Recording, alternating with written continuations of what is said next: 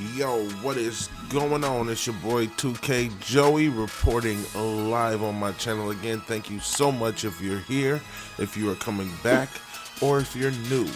Okay, if you're new, make sure you smash that subscribe button because this is going to be the best 2K content from now going into the future. Alright, let's get right into it. First things first, I'm going to be explaining to you a few different theories. Of course, everything in this video is my opinion, though people may agree with me. We're going to talk about the real reason RACHEL2K is not with 2K anymore. We're going to talk about Ronnie 2K and who he really is. We're going to talk about the NBA and then make an understanding of what the NBA is and why a person with the perfect opportunities for themselves would quit their dream job to work for a marketing agency that no one's ever heard of. All right, so strap in your seatbelt, put your helmet on, put your gloves on, put your pants on 2 legs at a time, and let's get right into it. First things first, what you're seeing behind me is a screenshot from NBA2K TV last year during the All-Star game, where RACHEL2K probably had the best time of her entire life and the most opportunities of her life in one situation. So, Rachel Demita sitting on the stage right now with Robert Horry. If you don't know who Robert Horry is, you are a child, you hate the NBA, or you just maybe don't know your history. Well, Robert Horry is the original stretch big, him and Tony Kukoc, and he's probably the most clutch person in history, winning 5 championships, I believe, at the last second of the last game with clutch 3-pointers that seemed impossible, and he did it over and over again for the Lakers. Did Horry play for the Bulls? I don't know if he hit a game winner for the Bulls, but I know he did it for the Lakers and the San Antonio Spurs. I haven't looked up anything, just off the top of my head. Shout out to Robert Horry, big shot Rob. Alright, so Rachel Demita was at All-Star Weekend. Damian Lillard, Karl Anthony Towns, and Kemba Walker.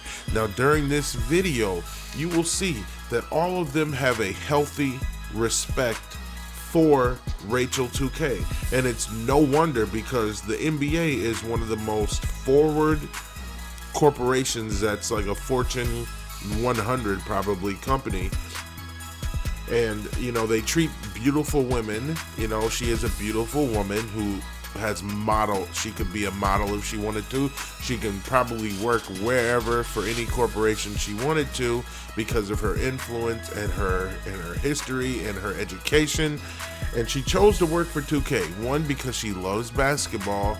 2, because she knows she has the personality, the it factor, and to do whatever she wants, and she believes in herself. So why not put that together and be a host for the most popular basketball game in history?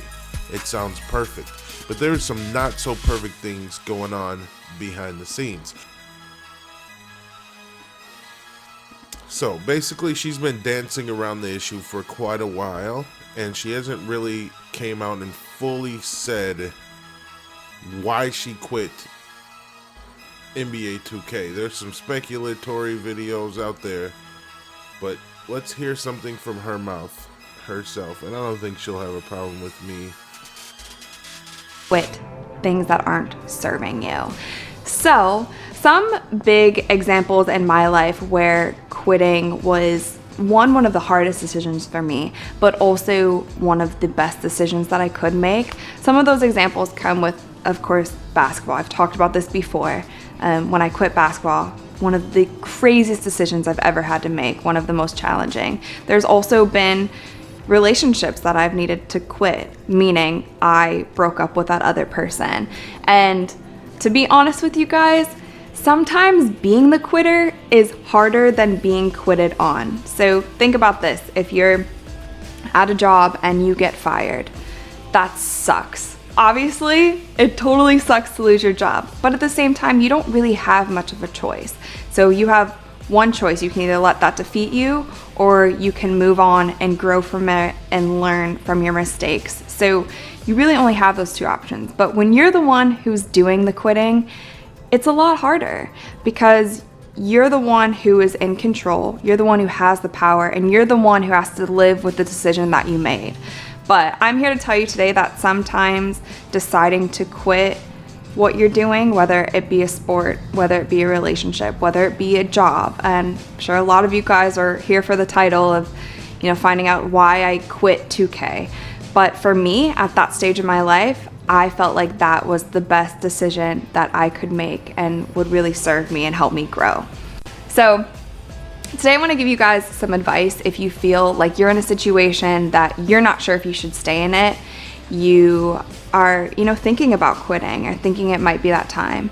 Before I go into that, I do want to say I definitely am not saying when times get hard that you should quit. No. So basically, if you just even read between the lines and look at exactly what's going on, you can kind of see that she said times got hard a year ago when she quit. She quit at maybe the highest time of the NBA season. And why would this lady quit?